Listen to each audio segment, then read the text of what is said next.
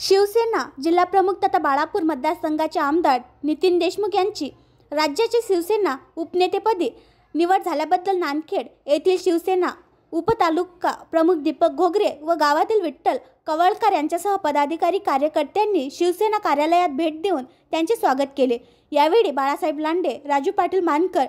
जगन्नाथ पाटील लांडे, छोटू पाटील नेमाडे, धनेगाव सरपंच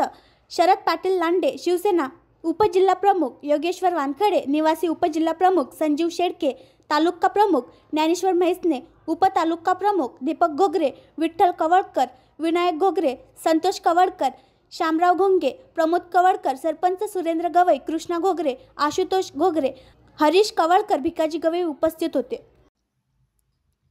आणखी नवीन व्हिडिओ पाहण्यासाठी आमच्या देशमुख एक्सप्रेस न्यूज चॅनलला सबस्क्राइब करा, लाईक करा आणि शेअर करा।